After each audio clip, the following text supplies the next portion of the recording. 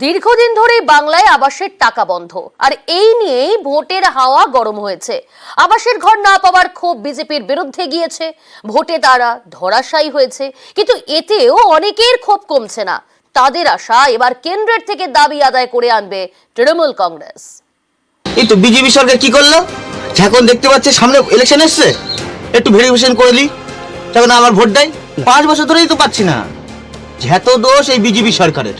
মোদী সরকারও জিতেছে, উনিও তো কোনো কিছু মাথা লাড়ছে নাই। উনি অন্য গ্রামে আরে দিচ্ছে, কিন্তু আমাদের বাঁকুড়া জেলায় কেন দেখছে নাই? আমার ওইটাই দাবি।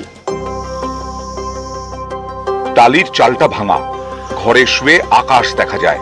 কোন রকমের ত্রিপল চট দিয়ে রোদ জল আটকানোর চেষ্টা। আকাশে মেঘ দেখলেই আশঙ্কায় বুক দুরু দুরু। আমাদের একদম তো মাটির বাড়ি দেখতে পাচ্ছেন তো, ভেঙে একদম চুরমার হয়ে গেছে। বাদলা বর্ষা আসলে বাচ্চা দিয়ে নিয়ে বসে থাকতে হয়, জল বৃষ্টি আসে আমরা ঘুমাতে পারি না। অনেক অসুবিধা, অনেক কষ্টের মধ্যেই আছি। জল ঝড় হলে অনেক ভয় লাগে। তারপরে জল ঘরের ভিতরে জল পড়েছে, তারপরে ভাঙা ঘর কখন পড়ে যাবে কোনো গ্যারেন্টি নেই, যখন তখন পড়ে যেতে পারে। এদের অনেকেরই নাম আছে আবাসের তালিকায়, কিন্তু ঘর পাননি। এ নিয়ে লোকসভা ভোটের হাওয়া গরম হয়েছে।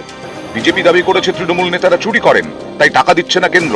পাল্টা কেন্দ্রের বিরুদ্ধে প্রতিহিংসার রাজনীতির অভিযোগে সরব হয়েছে তৃণমূল। মমতা বন্দ্যোপাধ্যায় এও ঘোষণা করেন, ভোট মিটলে রাজ্য সরকারই ঘর করে দেবে। আমার এখানে এখনো 43 লক্ষ বাংলায় বাকি আছে। কাঁচা বাড়ি তো গ্রামে গ্রামে সবার, আস্তে আস্তে করব। আগামী ডিসেম্বর মাসে আমরা শুরু করব, 11 লক্ষ পাকা বাড়ি আমরা করে দেব। আবাসের ঘর নিয়ে ভোটের ময়দান বারবার কেঁপেছে। ভোটের ফল বেরোনোর পর দেখা গেল আবারও রাজ্যে সবুজ সুনামি, আর বিজেপির ভরাডুবি। ভোটের ফলে স্পষ্ট, আবাসের ঘর না পাওয়ার ক্ষোভ গেছে বিজেপির বিরুদ্ধে। বিজেপির হারের পরেও অনেকের ক্ষোভ মিটছে না। বিজেপি সরকার ঘর আটকে রেখেছে।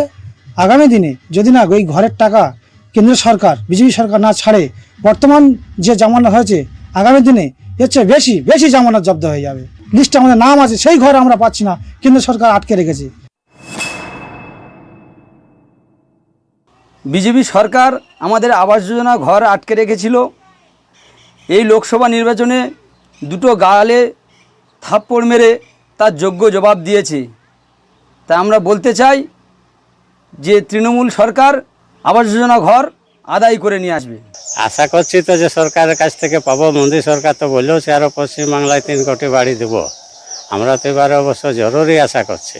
এবারে যদি পাই তো তাহলে জানবো আমাদের ভাগ্য ভালো। নিউজ 18 বাংলা।